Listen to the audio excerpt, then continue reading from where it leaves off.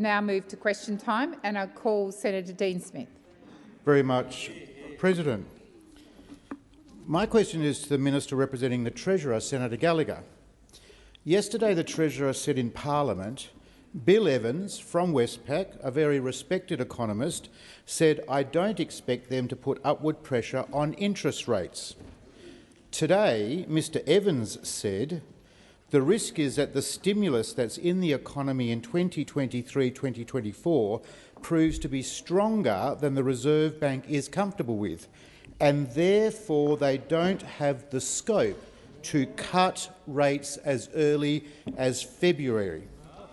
He said the timing of the first Reserve Bank cut will be the factor where the budget may have an implication. Does the Treasurer still agree with Bill Evans, whose comments clearly show that Labor's budget risks interest rates being higher for longer? Thank you, Senator Smith. Minister Gallagher. Thank you very much, and I thank Senator Smith for the question. We are very confident that the budget providing cost of living relief and important investments into services like Medicare— well, give me a second.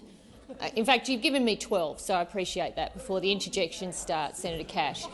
But without adding to inflation. And I would note there is a fair bit of commentary around about the budget, as you would expect, 2 days later. But Treasury's assessment, which provides advice to the government, which supported us in finalising our budget decisions, Treasury's very clear assessment is that this budget will not add to inflationary pressures, and that is clear right through the budget papers. The cost of living package is expected to directly reduce inflation by 3/4 of a percentage point in 2023-24, and I would remind those opposite that a reasonable proportion of the spending that's happening in this financial year is to do with the legacy pressures that we inherited from you. So it's spending that was continuing up and then it was stopping, and we are keeping those services and those agencies going. But I would note it would be very unusual, I think, to get all the economists in Australia, particularly those that provide commentary, and for them to agree on one point. I would say it's not unusual, thoroughly unsurprising that you would have a range of views. I note that there has been comments from Mr Evans from Westpac. In fact, I had some discussions with Westpac yesterday, and I have a direct quote from Mr Evans where he says that he believes the policies were necessary, that's the investments we were making, and I don't expect them to put upward pressure on interest rates in the near term. Thank you, Minister. Senator Dean Smith, first supplementary. President, a supplementary question. Yesterday you told the chamber the budget was fiscally neutral, but today your colleague, the Minister for Aged Care, said that, and I quote, "This is a budget that will put downward pressure on inflation," in contrast to economists from countless banks and rating agencies who've called this budget expansionary. Are you seriously arguing that the Minister for Aged Care is correct and that the majority of Australia's leading economists are wrong? Thank you, Senator Smith. The time has expired. Minister Gallagher. Thank you, President. It would appear that Senator Smith wasn't listening to every single word I said in question time yesterday. I'm horrified. I'm horrified. Out of everyone, Senator Smith, I expect you. You're a man with the eye on the detail. I know that from appearing before you in estimates. But I think if you go back and have a look at what I was saying that the Treasury advice is that the cost of living package is expected to directly reduce inflation by 3/4 of a percentage point in 23-24. I said it, in fact, in answer to your first question as well. So I think the answers given by Minister Wells are completely consistent with the answers that I gave yesterday. I said that it puts downward pressure in 23-24 and across the forwards is broadly neutral. That is the point that we have been making for the past 2 days. And I would say— Thank you, Minister. The time for answering has expired. I'll get an opportunity. Senator Dean Smith, second supplementary. Thank you, President. Can the minister assure the Senate that not one of the measures in Labor's budget were thought to be inflationary in the independent Treasury advice you referred to in your first answer? Thank you, Senator Smith. Minister Gallagher. Budget is a range of decisions, hundreds if not thousands of decisions that work together. And the focus of the ERC has been very clearly to make investments where we can, to make sensible cost of living relief package where we can find room to do so, and to not have those measures add to inflation. We have been consistent across that from the beginning of putting this budget together to the release of this budget. It has been front and centre of our thinking. But we have had to accept that there is a need to provide some sensible, modest investments where we can afford to do so. You see those in the cost of living package, where we can find room to support other investments like Medicare to make sure that bulk billing continues on, then we've made that as well. The Treasury advice was very clear, cannot be clearer. Look forward to exploring this in estimates, that the decisions taken in this budget and they are not inflationary, and they reflected in the inflation forecast in the budget. Senator White. My question is to the Minister for Women, Senator Gallagher. Can the minister outline how the budget delivers for women in Australia? Thank you, Senator White. Minister. Thank you, President. I thank Senator White for the question and for her career-long effort in supporting the rights of working women right around this country. Equality for women is at the heart of what we do as the Labor government, and there's no other government in recent memory that has done as much for Australian women as we have tried to do in our first year in government. For too long, Australians were treated as second-class citizens, and after 9 years of blokey budgets, this is finally a budget that delivers for women. It delivers for all women now and into the future, but gives the most economically vulnerable immediate relief. Our investments in parenting payments single, our increase in Commonwealth rent assistance. Please resume your seat. I have called order. Senator Henderson and Senator Hume. Minister Gallagher. Thank you. Our increase to working age payments, and I'm pleased that we are abolishing the punitive Parents Next program from the 1st of July 2024 and designing a new voluntary— I'm sorry, but Senator Henderson keeps interjecting and I can't hear myself think, President. Minister, resume your seat. Order, particularly on my left. Senator Hume, I've just called you twice now, 3 times, to stop the interjections. Minister Gallagher. Thank you. We are supporting women's economic equality and helping to close the gender pay gap with investments to support highly feminised workforces, including fully funding a wage increase for aged care workers, investing in the Australian Skills Guarantee, which includes national targets for women in apprenticeships, and investing in building and retaining the early childhood education workforces. Over an additional $500 million in further investment in the National Plan to End Violence Against Women and Children, to bring total funding for investment in that national plan to a record of $2.3 billion. And there's a number of measures which address women's health priorities, including $26.4 million to support health and medical research focusing on women's health. Thank you, Minister. Senator White, first supplementary. Thank you, Minister, for that comprehensive answer. It's a shame it was hard to hear, but I understand those who are used to developing blokey budgets won't listen. Can the minister outline how the budget builds on the significant investments in women already made by the Albanese government in just a year of government? Minister Gallagher.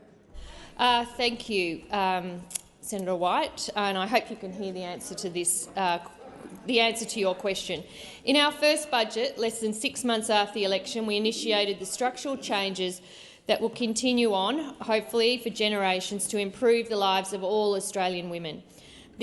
Our approach is not a sugar hit for women. It's going to change the landscape for women in this country. It builds on the investments we made in October which will shift the dial on gender equality. This means investing in women's experiences across the board. For example, our investments in cheaper childcare and paid parental leave. We've invested in making the workplace relations system work better for women, including by putting gender equality at the heart of the Fair Work Commission's decision-making and by implementing the Respect at Work recommendations so that women are safer at work. We're investing in women's safety, including to introduce paid domestic and family violence leave, and in consent and respectful relationships education. Thank you, Minister. Senator White, second supplementary. Can the Minister outline how this budget demonstrates the government's commitment to ensuring that the experiences of women are at the heart of the budget process? Minister Gallagher. Thank you, President, and thank you, Senator White, for the question. And just before I start that answer, could I welcome the Burralool women who are in the back row up in the chamber there, coming from Senator McCarthy. A big hello from us, and so great to have you in the Senate here, particularly when we're talking about our investments in women across the country. Our achievements, investments and actions have been made deliberately and specifically to benefit women and contribute to gender equality, not because women are an afterthought or an add-on, something that you do at the end of the budget process. These are efforts that have been led by the Prime Minister down and across the Cabinet and reflect not only the values of the government, which is a majority female government, but the Australian people. And these priorities will be carried forward in the budget process through our gender-responsive budgeting, our women's budget statement and the measures which support those. Thank you, Minister. Senator Mackenzie. Thank you, Madam President. My question is to Minister Watt, representing the Minister for Infrastructure, Transport, Regional Development and Local Government. The government has had almost a year to assess and evaluate the $120 billion infrastructure pipeline and make funding decisions. Last week, the government announced a 90-day infrastructure review, placing hundreds of projects and billions of dollars of investment under a cloud. A genuine review would have assessed the merits of all projects in the pipeline. Why are the $9.7 billion of Labor election commitments exempt from the infrastructure review, particularly given many are smaller projects of a type often criticised by Minister King, and in the case of the Melbourne Suburban Rail Loop, also have a scathing Auditor-General's report? Thank you, Senator Mackenzie. Minister Watt. Thank you, President, and thank you, Senator Mackenzie. It's nice to get a question from the National Party. We're still waiting for one about agriculture, but one day they'll get there. And it is important that we ensure that the Commonwealth Government's infrastructure program can actually be delivered, can actually be funded, that there are the skills available to build these projects. That, of course, was something that the former government never had any concern about, because the coalition, all the coalition ever used to do was get out the colour-coded spreadsheets, work out which seats they needed to put some projects into, and off to the races. Off we go. We'll go out there and make some commitments. We won't worry about whether we can pay for them. We won't worry about whether there's the tradies to build them. All we'll do is go out and make an announcement. We'll trick people into thinking they're going to get a big road, and we'll never actually get around to delivering it. So this is exact, and I note Senator Mackenzie has something to say about Auditor-General reports. I would have thought she might be wanting to stay away from that. But we're all happy to talk about Auditor-General reports that happened about the former government, including Senator Mackenzie, whether it be sports programs, infrastructure programs. Senator Watt, please resume your seat. Senator Mackenzie. Thank you. On relevancy, the minister has gone nowhere near why the election commitments given by the Labor Party, $9.7 billion of projects, aren't also subject to the review. Thank you, Senator Mackenzie. I will draw the minister to the question. Thank you. Minister.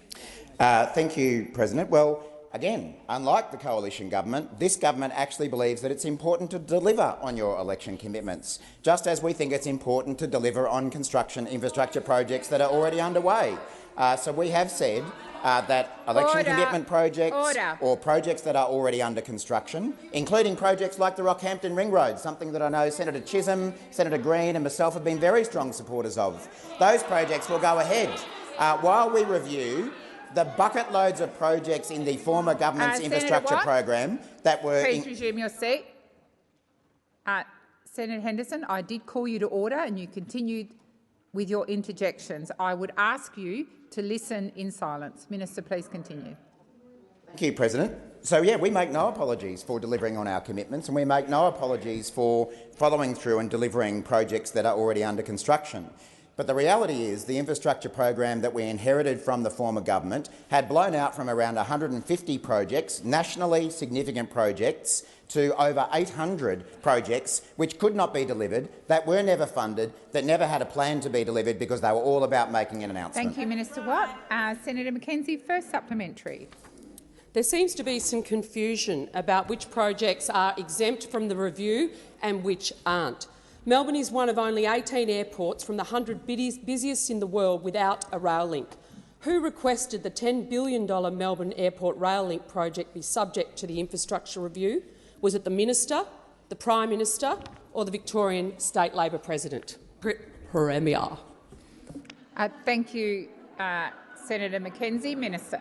Well, we know that Senator Mackenzie and a number of her colleagues have a bit of an obsession with the Victorian Premier, and that for years now they have traduced his reputation in this chamber with the hope of winning seats in Victoria, but all they ever actually do is go backwards. And I think we're all interested in the goings-on in the Victorian Liberal Party because that weeping sore of a branch. Senator Watt, please resume your seat. Senator Mackenzie. On relevancy to the question, Madam President, it was a very simple question about the airport rail link in Melbourne and who decided it would be subjected to the review. It wasn't. Senator Mackenzie. I didn't want to, treaty on the Premier. Senator Mackenzie, I remind all senators there's no need to repeat the question. I will draw Minister Watt to the question. Thank you. Minister Watt.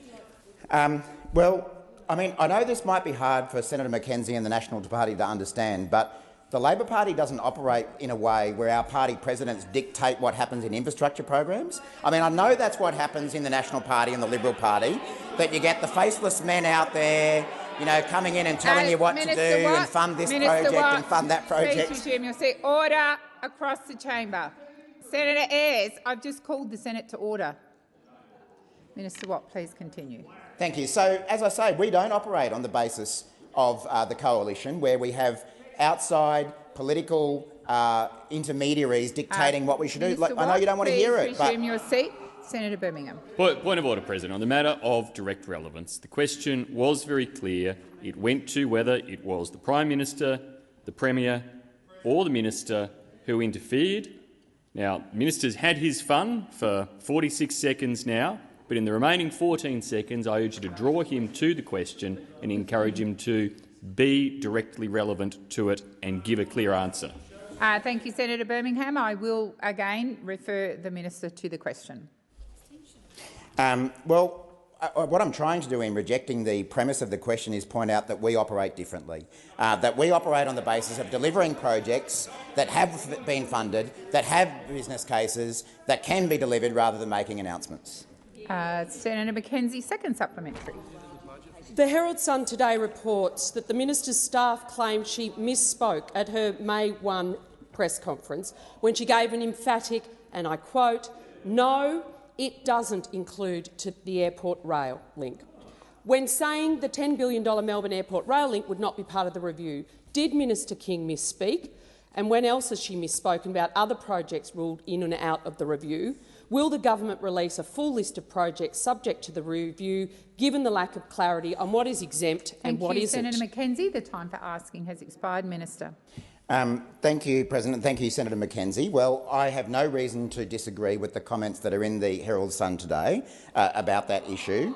But let's not forget the reason why we need this review in the first place, and that is because we inherited an infrastructure program that had blown out from 150 projects of national significance to over 800, littered with projects that were all about pork barrelling, didn't matter whether they could be delivered, grossly underfunded, unable to be delivered. I mean, there's the Inland Rail, that signature piece of the National Party at work. Senator I mentioned Birmingham. yesterday that the National Party was full of economic illiterates, and if there is one example better than any other, it is the Inland Rail, where the project has blown out in cost from, is it $15 billion to $31 billion, or is it 32 or 33 or 34?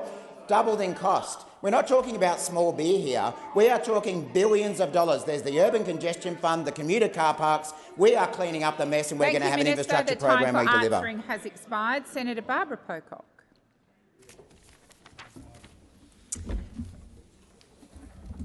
Sorry, wrong page.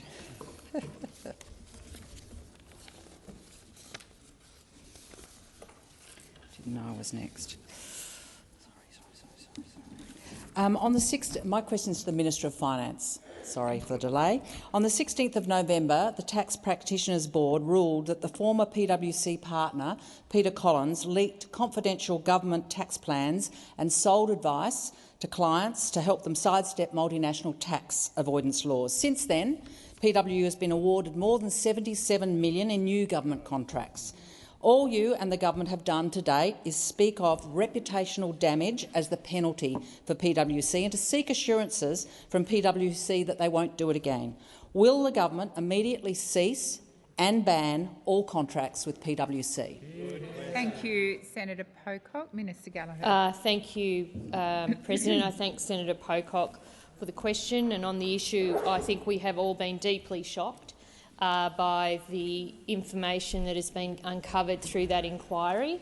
And I think, certainly from my point of view, deeply disappointed that processes that are put in place so that we can engage in reasonable open discussion confidentially about how certain legislation is drafted and its potential impact, where we work with stakeholders, not just through places like PwC, but more broadly, has been compromised in this way. I've read all the emails that have been provided through Senator O'Neill's at Senator O'Neill's request that have gone through to the committee, and I think they reflect very poorly on PwC indeed. I know that the Treasurer has asked his secretary to provide advice to the government on what further steps are needed to respond to these matters beyond the recommendations of the Tax Practitioners Board. And I have also asked my department some time ago to look at what can be done in the procurement framework and in contract management processes to ensure the integrity of suppliers, but also to act as a very significant deterrent to this kind of behaviour occurring again. I haven't received that advice yet. We've been finalising the budget, but I expect that I will get it reasonably soon, and I'm happy to update you as I get it. My understanding is the government doesn't directly engage through the departments, through their contractual arrangements, that stopping those contractual arrangements where they exist is not an option available to. Senator Pocock, first supplementary. Taxpayers are looking for more than discussion and advice. The ATO estimated that up to $180 million in tax revenue could have been at risk from the PwC breach. Why is this matter not being investigated by the Australian Federal Police under the Crimes Act, and will the government sue PwC to recover any lost revenue? Thank you, Senator Pocock. Minister Gallagher. Thank you. Well, I think in response to the assertion that the Australian people deserve more than discussion and advice, it is not unusual before a government takes whatever future steps, if they are available to us, whether that's through the Treasury or the Finance, to take advice on that before making a decision. So I don't think that's unusual. I think what I am saying to you is that the government is extremely concerned about what has been uncovered through the Tax Practitioners Board's inquiry. We are aware of the material, we have looked at it, and we are taking further advice on what further can be done to deal with it. I think that's what people would expect from a responsible government. That's the steps the Treasurer and I have put in place. That is what we'll follow, and when we get that advice back, we will make further decisions. Thank you, Minister. Senator Pocock, second supplementary. Thank you for that answer. PwC monetised confidential government information to earn $2.5 million in fees from 14 clients to sidestep new multinational tax avoidance laws. In this clear case of systemic corruption and cover-up, which everyone in this place must find abhorrent, will you work with this parliament and support the Greens' referral of this matter to the National Anti-Corruption Commission? Thank you, Senator Pocock. Minister. Thank you. Well, as senators know, anyone can make a referral to the National Anti-Corruption Commission. They can then the commission determines, makes its own decisions about what matters it will investigate. I can say that the government is appalled by the behaviour of PwC in this situation. It has compromised our ability to work with third parties around developing policy and legislation, and the Treasurer and I have taken the matter very seriously, and we are currently looking at what further steps are available in my area around the procurement framework, around panels, around future work, around all of those things, to make sure that not only are we putting in place tighter processes for those that are awarded contracts, but that we have a very significant deterrent about this kind of behaviour occurring again. Thank you, Minister. Senator Green. Thank you, President. My question is to the Minister representing the Minister for Regional Development, Senator Watt. Colleen is a registered nurse living in Theodore, west of Gladstone. Colleen has found it impossible to secure housing. On the housing crisis, Colleen has said, and I quote, "We don't have any options. We are out on the street. Basically, we are homeless." What is the Albanese government doing to address housing challenges in regional and rural Australia? Minister Watt. Thank you, President, and thank you, Senator Green, for being such a strong advocate for the needs of regional Queenslanders. It's a shame we don't have a few more of them in this place, especially sort of around there in particular. And certainly, Colleen's story in central Queensland is not an isolated one. At the end of last year, the vacancy rate in our home state of Queensland was 0.8%. And the numbers in the regions were far worse, particularly in Gladstone, the Southern Downs, the Cape, Goondiwindi and the Tablelands, all seeing near zero vacancy rates. The lack of housing in regional Australia disproportionately hurts women, low and middle income earners, the very essential workers and tradies that certain people that say they stand up for. It constrains regional economies and puts people in really difficult living situations. And it is the direct result of 9 years of inaction and underfunding of housing from the former coalition government, who pretend that they are on regional Australia's side but always let them down. For years under the former government, we saw state governments, peak groups and regional communities crying out for national leadership and funding from their federal government to address what was a looming housing crisis. And as a result of their inaction, as a result of the mess they left behind, we see far too many regional Australians being hit by growing rents, struggling to buy a home and facing or experiencing homelessness. Now, we, of course, as the new Labor government, have a policy to deliver 30,000 new social and affordable rental homes across 5 years through the Housing Australia Future Fund. And in fact, we've committed to distribute the homes equitably across urban, regional and remote Australia. So why are Senators Canavan and McDonald, for instance, working with the Greens to stop this from happening? Why is Gladstone-based Senator Orman Payne taking instructions from the inner-city-based Brisbane housing spokesperson on the other side of the building? These people should get behind regional Australia and back in those homes. Your time for answering has expired. Senator Green. Senator Canavan, I've called order. Senator Canavan. Senator Green, first supplementary. Thank you, President. Kelly, a disability pensioner from Tasmania, was forced to live in a tent while waiting over 8 months for social housing, and she was on the priority list. Can the minister outline how the Albanese government's housing initiatives guarantee social and affordable housing for regional and rural Australia? Just a moment, Minister. I'm waiting for silence before I call the Minister. Minister Watt. Thank you, President, and thank you, Senator Green, for the question. And certainly we all know the impacts the housing crisis is having in Tasmania, none more so than our Tasmanian senators. And I thank the advocacy of local senators from this side of the House, as well as Senators Lambie and Tyrrell, for their willingness to work together for good housing outcomes. It's a little bit of a shame that a couple of other senators from Tasmania didn't have the same approach. The Albanese government has been working hard to implement housing initiatives to increase housing supply in regional and rural Australia. In Tasmania, for example, we're delivering 48 new affordable homes in Launceston in partnership with community housing.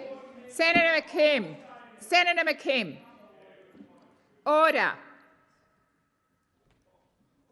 Minister, please continue. Thank you, President. We're also delivering 181 new homes in northwest Tasmania, funded by the National Housing Finance and Investment Corporation in partnership with Housing Choices Tasmania. These are the sort of things that we're doing in regional Queensland right now, and if we can get the Senate to agree, we want to do more. And that's why we've included in Housing Australia's investment mandate. Minister Watt, please resume. Order. Senator Rennick and Senator Canavan, I've called you about 3 times. I expect order when I call it. Minister Watt, please continue. Thank you, President. I mean, I know they're working together on the votes, but it seems they're working together on the interjections as well. I say to the new Greens, Dutton— Thank you, Minister Watt. The time for answering has expired. Senator Green, second supplementary. Thank you. Thank you, President. On the housing crisis, the Regional Australian Institute has said, please resume your seat. I'm waiting for silence. Order. Senator Green, please continue. On the housing crisis, the Regional Australian Institute has said, and I quote, "Regional Australia wants policies that will add supply, that will make sure everyone in the community has a housing option available to them. What are the risks to regional and rural Australia if the Albanese government's important housing reforms are not implemented?" Minister Watt. Thank you, President. Thank you, Senator Green. Well, of course, we all know that the biggest risk to regional and rural Australians who need more housing in this is this unholy anti-housing alliance that has formed between the Greens, Peter Dutton and Pauline Hanson. Now, we've all known for a long time that the LNP has— Minister Watt, I remind you to refer to all MPs and senators by their correct title. Please continue. As we know, the LNP has profoundly let down regional Australians, but the Greens have done so too. For all the Greens' cries for more housing, they don't back it up in their own homes. So which Greens senator, for example, owns a $1 million investment property in Brisbane? It's apparently quite nice. It features a master suite of epic precautions that would keep any of the Kardashians happy. And why did that senator increase the rent on their investment property by 9% while calling for a rent freeze? Minister Watt. And which Greens senator— Please resume your seat. Order on my left. Senator Hume. Order. Please continue. Which Green senator owns 4 separate properties while telling the Senate last year that the great Australian dream today is owning a property portfolio with tenants who pay your income and your assets? Why would those sort of people now want to stand in the way of other people getting a home and a roof over their head? The time for answering has expired. I'm waiting to call a senator for the next question, and I expect there to be silence. Order. Senator Tyrrell. Thank you, President. Appreciate it. My question is for the Minister representing the Minister for Health, Senator Gallagher. Your government has acknowledged that your proposed changes to the dispensing limit for pharmacies from 30 to 60 days will mean pharmacists lose income. You've made a welcome commitment that the money your government saves from this measure will be reinvested back into community pharmacies. How much money will pharmacists lose as a result of these changes, and how much are you committing to reinvest? Thank you, Senator Tyrrell. Minister Gallagher. Thank you, and I thank Senator Tyrrell for the question. There is an important change that the government is making based on the advice of the expert group, which has provided this advice to government since 2018, but those opposite ignored and didn't address. It's a significant cost of living measure that's going in terms of reducing people's what they have to pay for their medicines, and we know how much that can hit the pocket of many households, 6 million Australians who rely on regular medicines. In terms of the changes and the impact on the budgets, in the order of, I think from memory, and I will check this, I will correct this if I have to, in the order of just over $1 billion in terms of savings to the government. And we are reinvesting all of that back into pharmacy. We have also heard, and it will, Senator and Ruston. We're not disputing that there will be, lost income to pharmacies through this, basically because they are not charging people every month for the additional dispensing fees. if they're only charging that once every 2 months, that will impact on pharmacy's income. But it also makes a major difference to people who rely on medicines and how much they pay. And these are the decisions that we have thought through carefully. We want pharmacies to do more. We don't want them to be seen as retailers, sort of clipping the ticket in a sense, you know, when they're making the... We want them to be health professionals. They want to be health professionals. Our investments are essentially putting that money back into pharmacies so that they can do those important jobs like vaccination, like opioid treatments and other things. I have no doubt the role of the pharmacist will change significantly in coming years. The time for answering has expired. Senator Tyrrell, first supplementary. Thank you. Does the government's commitment to reinvestment extend to the $1.6 billion pharmacists stand to lose from prescription co-payments? Thank you, Senator Tyrrell. Minister Gallagher.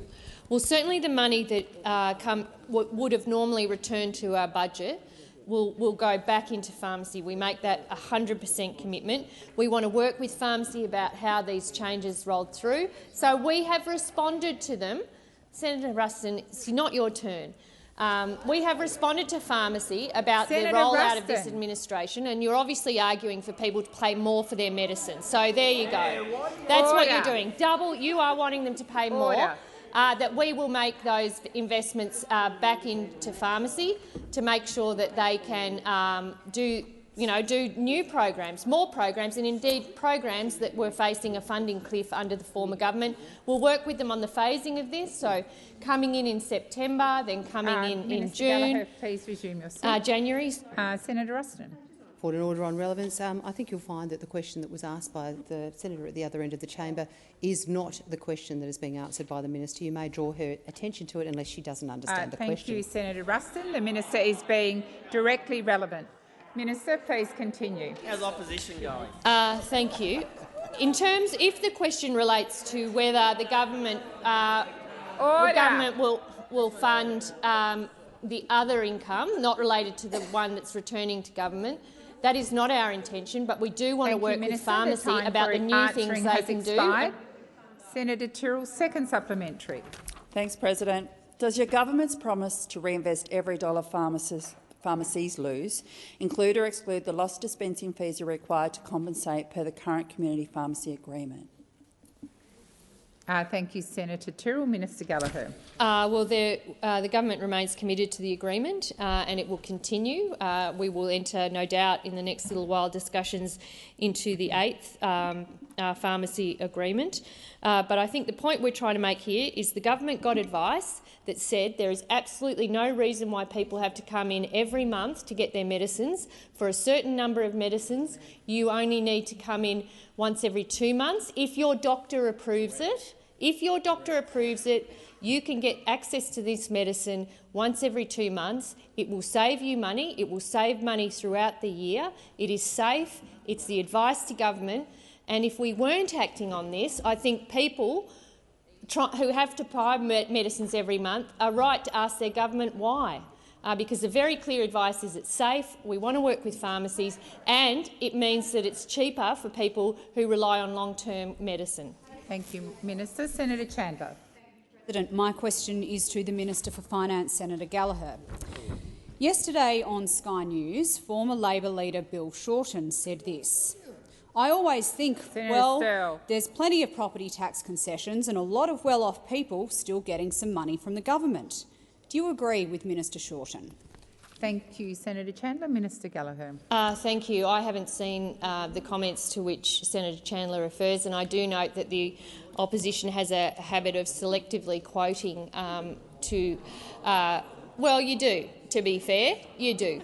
I think the tax expenditure statement, which the Treasurer released earlier this year, shows the arrangements that are in place, various tax concessions that are in place. We reported it openly and transparently. You can see it in the tax expenditure statement. It's available online, I believe, if you haven't already looked at it. And the budget that we handed down on Tuesday, just 2 days ago, doesn't make any change to those arrangements. The budget that we handed down was very much focused on cost of living relief.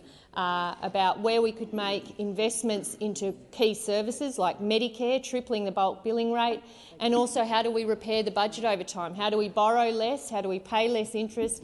And the importance behind returning those upward revisions in revenue to budget repair so that we put the budget on a much more sustainable footing so that we can find room for responsible investments in other areas of services as those decisions get taken. Senator Chandler, first supplementary. Thank you, President, and thank you, Minister, for your response. Minister, is the government's view that a tax concession or a tax reduction is, as Minister Shorten said, the government giving out money? Or are such tax arrangements a case of Australians getting to keep more of their hard-earned income? Minister Gallagher.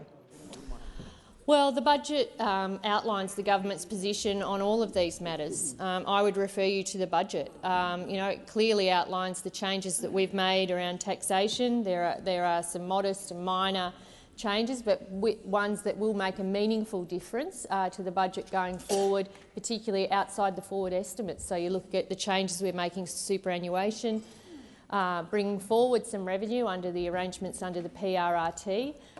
That is the position of the government. But I would say, it's very important, I think, and that's why the tax expenditure statement was released, that people are aware of the concessionary nature of a whole range of measures that exist in the budget. It's important that we have that information available to people, and those where there hasn't been any change to those concessions in this budget that we handed down 2 days ago.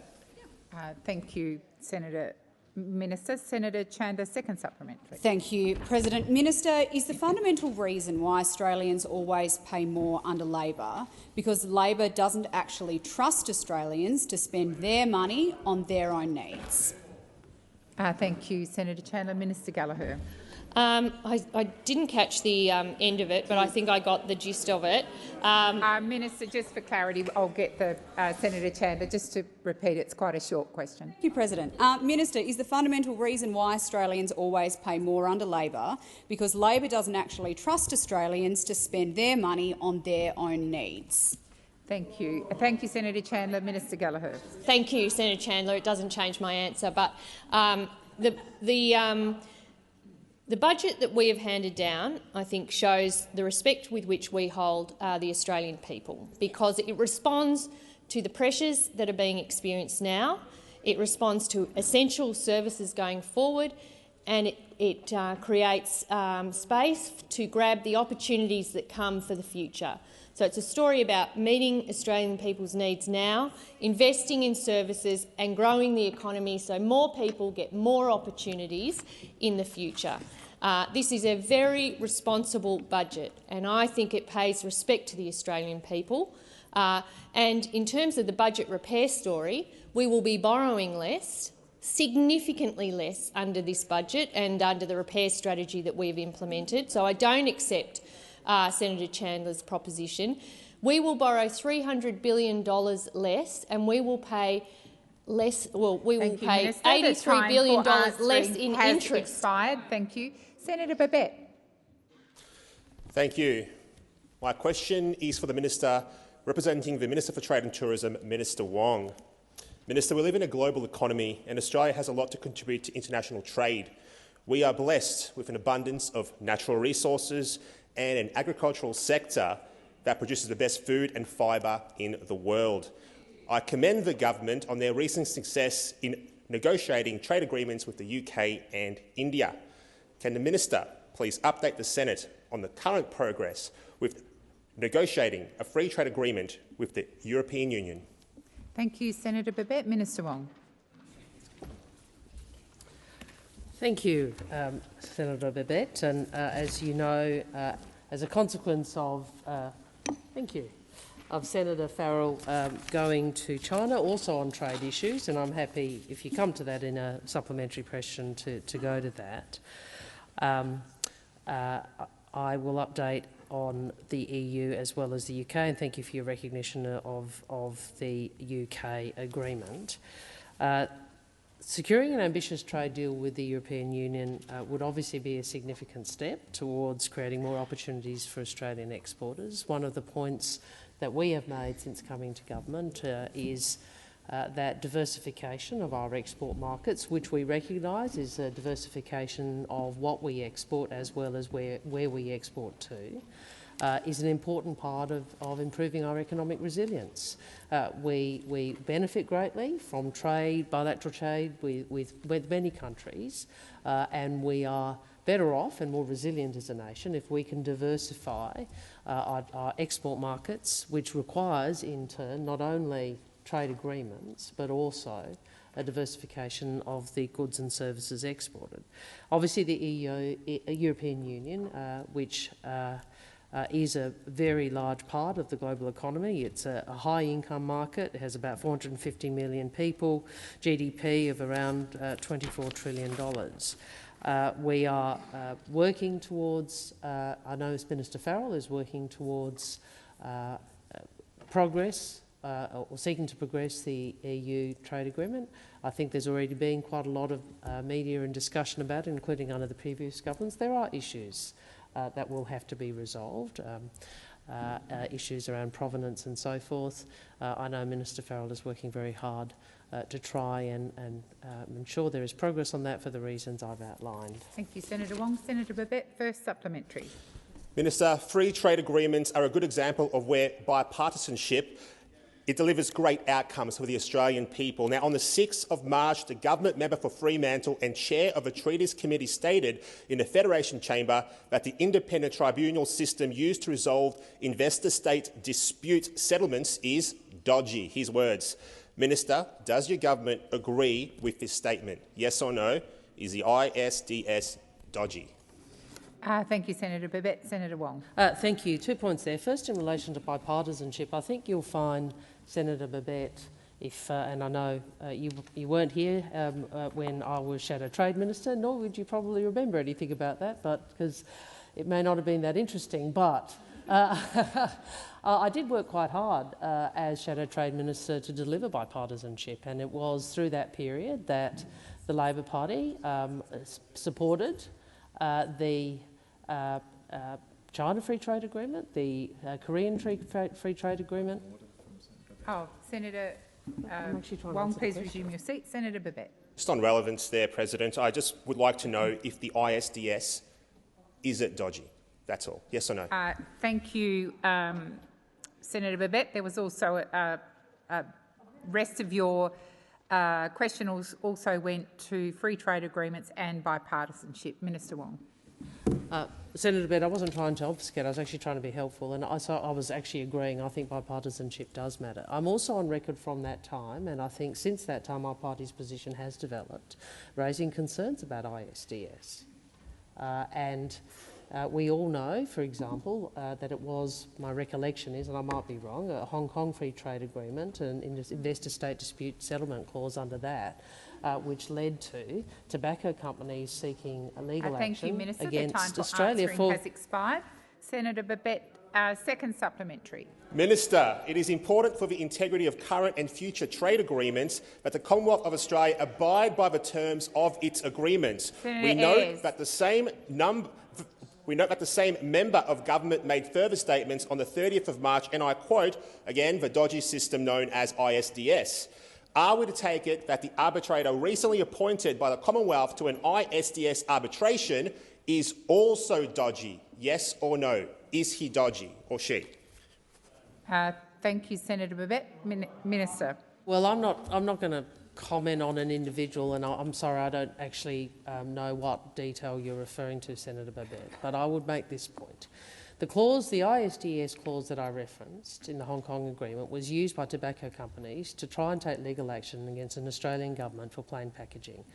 I think that demonstrates, amongst other things, the concerns that many in the Australian community have about those sorts of provisions in trade agreements, that they obviate a country's sovereignty. or constrain a country's sovereignty. So we in government have said we won't be doing trade agreements with those clauses in them, and we will be going through a process of trying to improve or remove those agreements which have those Minister clauses. Wong, please resume seat. Senator Babet.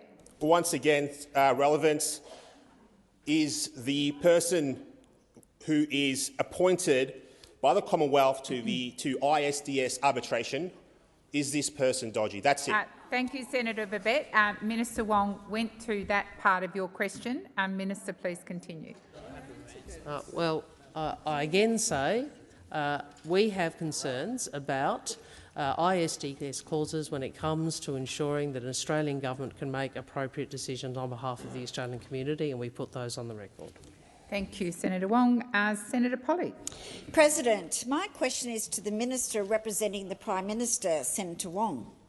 After 9 long years of cuts and neglect, how is the Albanese Labor government investing in Medicare and, importantly, making it easier to see a doctor? Great. Thank you, Senator Polley. Minister Wong. Thank you, Senator Polley, and thank you for your support for Medicare, for your continued advocacy for public health and public health measures alongside all of your Tasmanian and Labor colleagues, because what we know is Labor built Medicare, and we will always protect it and we will always strengthen it. And there are some differences between those on this side of the chamber and those on that side. We can go through them. But you know what? Top of the list is Medicare. Medicare, because we are the party of Medicare, and we know that you have opposed it and sought to break it over so many years, including under Mr Dutton. I'll come back to you. But in this budget, this Albanese Labor government is making historic investments in Medicare. We believe Australians should be able to access affordable, reliable health care. That is why we are investing $5.7 billion to build a stronger Medicare. Our priority is to invest in Medicare and make it stronger. Their priority was to cut Medicare. Those opposite left measures in the budget on a timeline to be cut, and they failed to address the needs of Australians, particularly our most vulnerable. This government is investing to ensure the tripling of the bulk billing incentive. This is the largest increase to the incentive in the 40-year history of Medicare, and it will benefit Australians. It will benefit pensioners, it will benefit Commonwealth concession card holders, and it will benefit Australian families. We've wasted no time making medicines cheaper, establishing Medicare urgent care clinics, investing in practices to employ more nurses and allied health professionals. We've committed $219.4 million to extend public dental services, because we understand Medicare must always be protected. Minister Wong, the time for answering has expired. Senator Polley, first supplementary. What a stark contrast. Following a sharp decline in bulk billing under the Liberals and Nationals, can the Minister please outline to the Senate what the government is doing to boost bulk billing? Order. Minister Wong.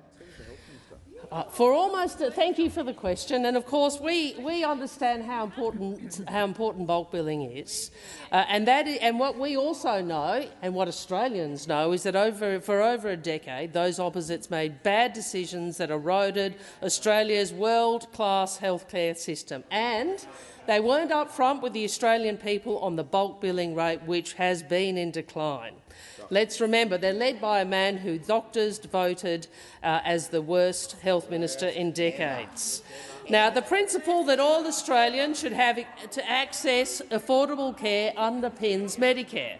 That is why, as I said, the centrepiece of our strengthening Medicare package is a $3.5 billion investment to triple bulk billing incentives for GP visits. This means 5 million children and their families, 7 million pensioners and concession card holders will be able to see a GP without an out-of-pocket expense. Thank you, Senator Wong. The time for answering has expired. Senator Polley, second supplementary. President, how is the government making Medicare stronger for all Australians, and how does the budget deliver crucial funding for urgent needs of today and reforms for health care for tomorrow? Thank you, Senator Polley. Minister Wong. Thank you, Senator Polley. Well, as I said, we're investing in bulk billing. We're investing in practices to employ more nurses and allied health professionals. We're investing in public dental health services. We're investing $47.8 million in wound care for patients with diabetes and chronic wounds. We're investing in digital health to ensure that critical information sharing more secure, safe and efficient information system to benefit patients and clinicians. Those opposite are remembered for many things, and one of them is the GP tax. Let's remember that the man who will front the parliament tonight saying he's going to talk about families was the health minister who sought to impose a tax on Australians going to GPs. The GP co-payment, which Mr Dutton sought to impose, is something every Australian should remember when he stands up tonight and claims he speaks for Australian families. That is why we know it is only those on this side. Time has expired. Order. Order. Order. Senator Smith, you've got one of your own senators on his feet. Senator O'Sullivan. Thank you, President. My question is to the Minister representing the Treasurer, Senator Gallagher. What proportion of Australian households will face the impact of higher inflation and interest rates being higher for longer as a result of Labor's budget, but receiving none of your selective handouts? Thank you, Senator O'Sullivan. Minister Gallagher. Well, thank you for the question, and I guess we should expect that kind of divisive question from those opposite that seek to divide Australia as opposed to unite it. And if the senator had read the budget papers, they will see that we are predicting that inflation comes down considerably over the next financial year before heading back to the target range. And I would remind those opposite that interest rates began rising under them. Because you lost the election, mate. Order. You lost the election. Order. That's why. Order. And we have been in a period of tightening of monetary policy since that time, and that's why the budget has been carefully crafted to not add to the inflation challenge in the economy. But here you go. Here's a list of things where we have our focus on all Australians. This is a budget that seeks to make investments that benefit all Australians, no matter how much you try to divide different groups across our community. In terms of wages growth, who do you reckon that helps? For the first time in a decade, under an overturning of your policy to deliberately withhold wage increases from working people, we are going to see real wages growth. And the reason why we've got significant upward revisions in this budget is because part of the reason is because we are seeing wages growth. Our investment in Medicare, the tripling of the bulk billing rate, supports all families across the country. We're putting downward pressure on inflation to tackle the cost of living, on energy bills, the gas and energy caps that we put in place that you voted against. Have a look in the budget at what that says about the fact that people will be paying less on their bills because as a direct the time result for answering of has expired. Senator O'Sullivan, first supplementary.